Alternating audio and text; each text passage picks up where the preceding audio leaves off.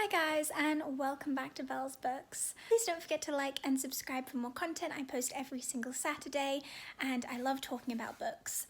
So today I just thought I would come and I would chat to you really quickly about something that I've been thinking about a lot recently, and that is reading literature in translation.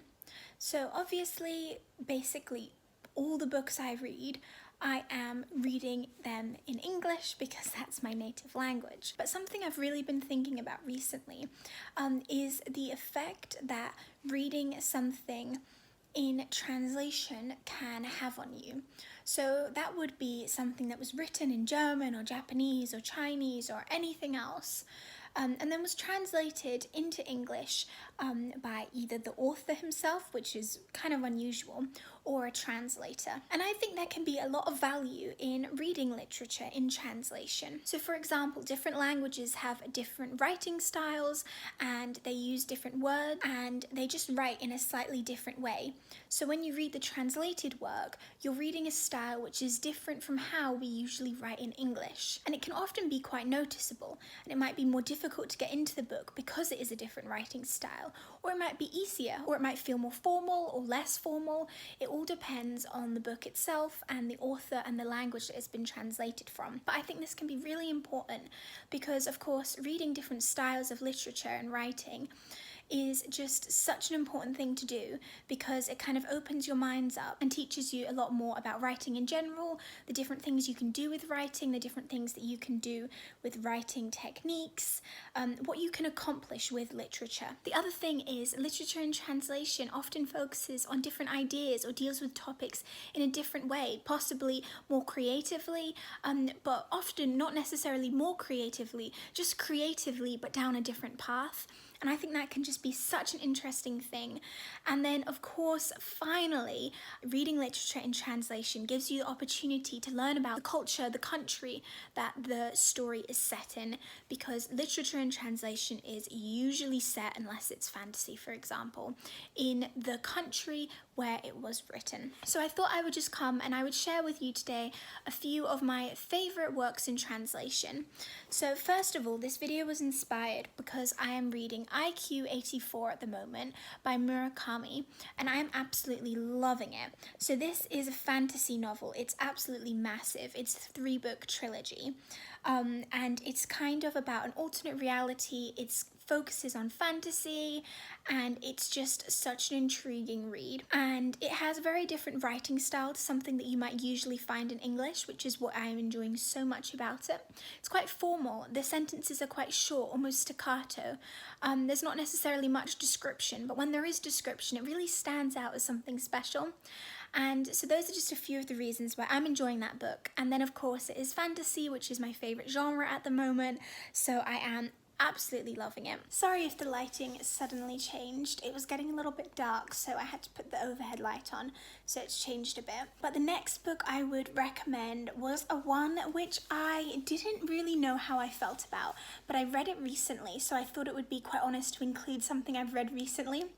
And this was The Reader. So this was originally written in German, and I read it and the story was kind of compelling. I wouldn't recommend this to younger readers because I don't think it's necessarily very healthy, and I think that you have to be somewhat mature to kind of understand the key themes. But it's basically about a 15-year-old boy who has a relationship, a sexual relationship with a woman who is twice his age. He then grows up, he becomes a young law student, and he eventually meets her again in certain circumstances which I won't give away. But the way that this novel kind of functioned and kind of played between past and present and past and future, it was really interesting to me.